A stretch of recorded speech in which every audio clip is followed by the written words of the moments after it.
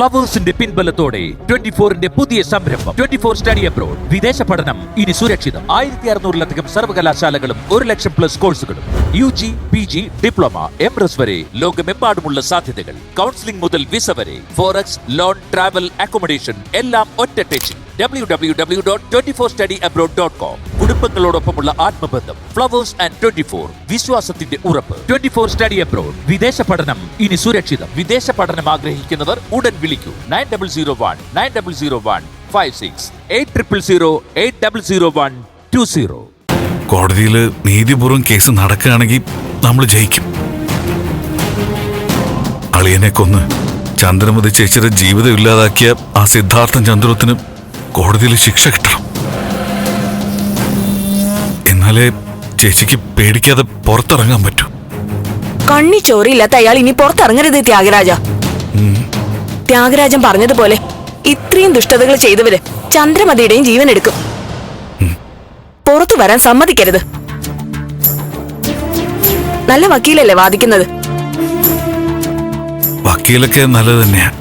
പക്ഷേ തെളിവുകളും മൊഴികളും ഒക്കെയാ പ്രധാനം. ചന്ദ്രമതി ചേച്ചിയായിരുന്നു പ്രധാന സാക്ഷി. പക്ഷേ പറഞ്ഞില്ലേ, ചേച്ചിക്ക് ധൈര്യത്തോടെ പുറത്തിറങ്ങാൻ പറ്റില്ല. ഫോണൊക്കെ സ്വിച്ച് ഓഫ് ചെയ്താ കഴിയുന്നതേ. അല്ലെങ്കിൽ ഈ ശത്രുക്കൾക്ക് ഫോണൊക്കെ ട്രാക്ക് ചെയ്യാൻ എളുപ്പമാ.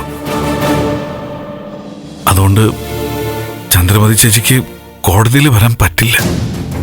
അപ്പൊ പിന്നെ ഇനി എന്ത് ചെയ്യും ത്യാഗരാജ?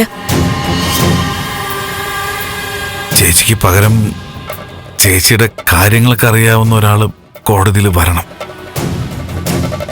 ആ ചേച്ചിയെക്കുറിച്ചും ചേച്ചിയുടെ കാര്യങ്ങളെക്കുറിച്ചൊക്കെ അറിയാവുന്ന ഒരേ ഒരാള് സുഹറാത്തയാണല്ലോ. ഞാൻ വരാം ത്യാഗരാജ. എന്റെ കൂട്ടുകാരിക്ക് വേണ്ടി ഞാൻ കോടതി വരാം. മതി, ഇത് കേട്ടാ മതി. ഇനി എന്തായാലും എന്റെ ചേച്ചി ജയിക്കും.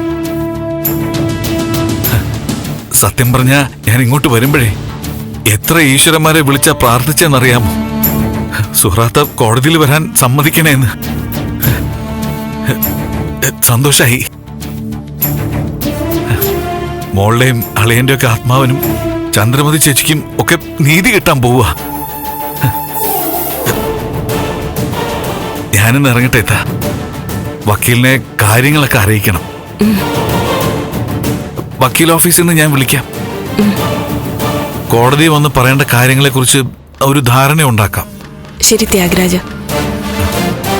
എനിക്ക് ചന്ദ്രമതിയുമായി എങ്ങനെയൊന്ന് സംസാരിക്കാൻ പറ്റുന്ന?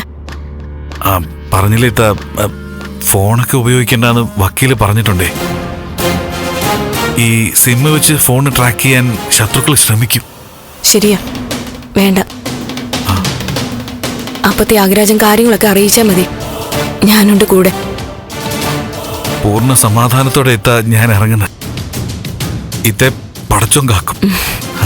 ശരി.